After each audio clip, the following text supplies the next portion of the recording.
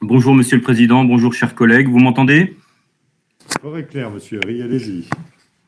Merci beaucoup. Alors, en cette période de crise grave que nous vivons maintenant depuis un an, peut être synonyme d'explosion de créativité, d'innovation, d'inventivité. Car c'est effectivement dans l'adversité que le génie humain trouve son révélateur. Alors que nos concitoyens ont, dans la majorité des cas, été exemplaires et le plus souvent solidaires, ils pourraient parfois nous reprocher une certaine passivité face aux événements. En tout cas, un manque d'esprit offensif. Je ne parle pas là des masques, je ne parle pas des mesures en réaction, je parle un peu d'anticipation sur le long terme des conséquences de la crise. Alors, il est vrai que nous étions en guerre et que nous sommes en guerre contre un ennemi invisible et insaisissable. J'en conçois les limites. Mais c'est justement dans ce contexte que nous aurions dû mobiliser nos chercheurs, nos scientifiques, et prioritairement soutenir et mobiliser leurs compétences, leurs capacités. Notre rôle comme élus est de créer les conditions de l'apparition de l'étincelle de l'espoir. Je n'ai pas le sentiment que dans un premier temps, nous ayons réalisé cette mission. Alors, la traduction financière de notre volonté en termes d'innovation, d'enseignement supérieur et de recherche, c'est ce budget. Il devait porter l'espoir. Pour moi, il n'en est malheureusement rien. Vous avez choisi effectivement d'orienter les budgets de l'innovation essentiellement dans le cadre du développement économique, ça vient d'être présenté, et bien sûr aussi dans le sens des entreprises. Je reconnais que c'est une forme pragmatique et réactive dans l'urgence de la situation. Néanmoins, cela se fait au détriment de l'enseignement supérieur et de la recherche. Il aurait fallu trouver plus de synergie, les encourager, voire même dans certains cas les imposer. Nous constatons que la stratégie régionale s'oriente exclusivement sur l'innovation à court et moyen terme, alors qu'il aurait fallu une vision sur un temps beaucoup plus long et de manière un peu plus prospective. Alors, je mets à l'écart la partie immobilière qui, effectivement, rentre dans ce cadre. Je parle plus sur la partie recherche.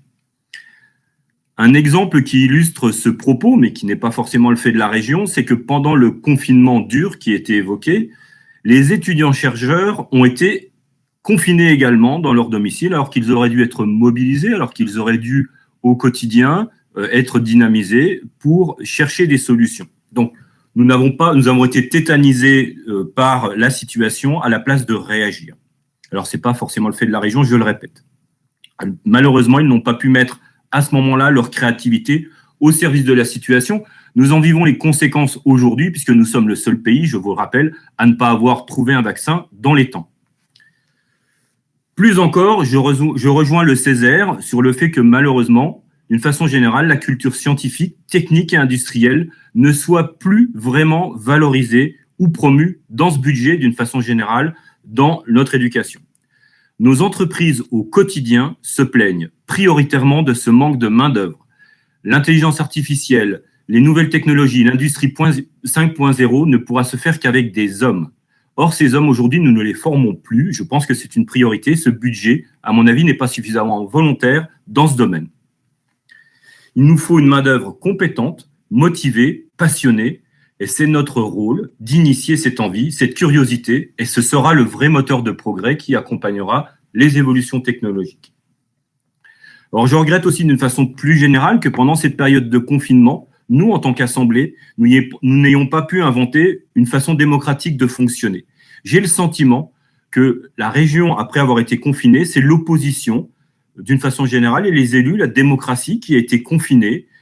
Notre mandat s'est exercé à distance, en télétravail, sans sens de l'humain, sans contact terrain, sans forcément réel débat.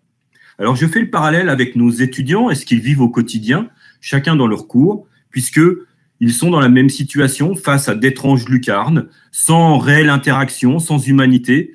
Et finalement, pour être parfois dans la situation d'être enseignant, je mesure toute la détresse qu'ils peuvent éprouver au quotidien dans cette situation.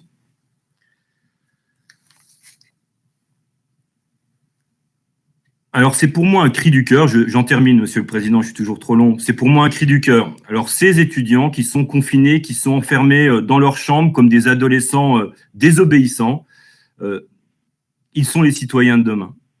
Alors, heureusement, certains CROUS, certains présidents d'université se sont mobilisés, les étudiants depuis une semaine manifestent, ils souhaitent travailler, quel message d'espoir pour nous. Alors, je n'ai qu'un seul souhait. il faut rouvrir les portes des universités. Alors l'enjeu est double. Il faut bien sûr redonner un espoir d'avenir à ces étudiants dont même les diplômes risquent à terme d'être dénigrés, mais surtout leur redonner l'espoir. Le risque, c'est pour cette génération qu'ils perdent leur foi dans la démocratie et que pour eux, jamais, plus jamais, la voix des politiques n'est une valeur. Alors je conclurai avec une citation de Charlie Chaplin qui parfois était sérieux. La jeunesse constitue un extraordinaire élément d'optimisme car elle sent d'instinct que l'adversité n'est que temporaire et qu'une période continue de malchance est tout aussi improbable que le sentier tout droit et étroit de la vertu. Merci de votre écoute.